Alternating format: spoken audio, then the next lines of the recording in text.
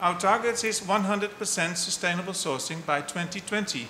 So you've actually set yourself that, I mean, that's a very ambitious goal. Yes, and last year we were close to 50%. We take our responsibility in the private sector.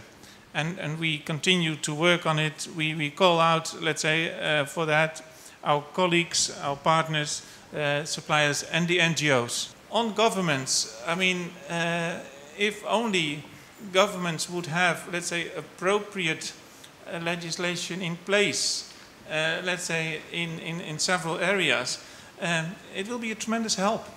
Understanding where your sourcing is coming from, understanding the impacts of producing those materials you need, and mitigating any potential environmental or social impact that that sourcing is taking place. That's what we believe is sustainability. I mean, the key thing is trying to get the sustainability in these supply chains to scale. And I think that's actually what we're grappling with here. Yes, yes. I mean, whether you're a large, I mean, if you're a small company, the costs associated with knowing about all of your full supply chain are going to be much larger, relatively speaking, than it is for a company of the scale of Unilever.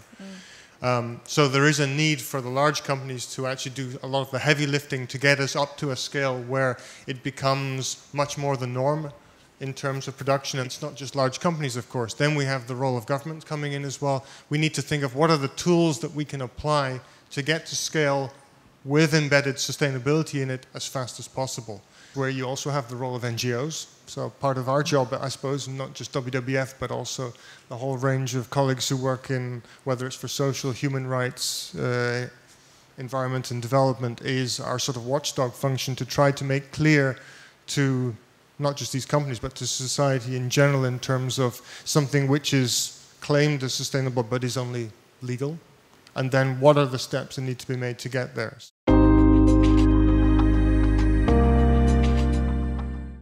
The certification schemes, I think we encourage in general, but we try not to take sides with respect to any particular scheme for obvious reasons. Yeah. So I think they show the way, but they also can, I think we'll probably get into that, there are some limitations. One is that I think we've discussed that there's a certain amount of traction, a certain sector of consumers who'll look for them.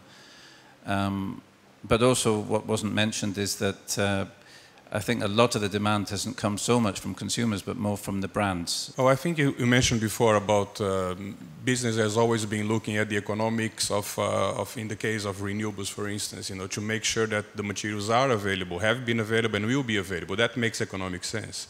So I think for us the journey has been to move away from only being sure that whatever we use is being replenished, talking about renewable materials, so that there's going to be more and more and sustain the business. It has been about bringing the social justice into place and also about looking at environmental impacts and try to make environmentally sound decisions. How many beverage cartons are you actually, well, not just drink cartons, how many cartons are you making at Tetra Pak every year? We produce cartons all over the world nowadays, and the number of cartons is something very, very large. It's about 170 billion cartons we make every year. That is gigantic. Yeah, and about half of the paper we use nowadays is certified to the Forest Stewardship Council, which is considered to be the most credible forest certification standard. I think it is about creating the level playing field where the responsibility is attributed to all the players, be it the government, be it the economic players. Responsibility should be there, understand what we're sourcing, where we're sourcing from, and taking ownership and responsibility for that. A big company has to take a global approach, so it's not looking at, it's looking at it as a system. So in that sense, they can bring some insights. But yeah, I think there is some room in terms of creating demand for sustainable products, but in the same way we also need to find ways to work with governments, because we can't do everything just by setting standards or creating demand in Europe and then just hoping that the rest of the world will follow. I think with regard to sustainable sourcing, we've heard from a couple of companies here. I think when we actually talk to the business sector in general, it's no more excuses. There is a way to do this. The experience is there, the product is there. go and buy it and actually get on with the business of actually making sustainable sourcing a reality. One of the key things coming out of here is how to upscale. And I think we need sector agreements to actually get beyond individual companies. And we need actually governments to get involved.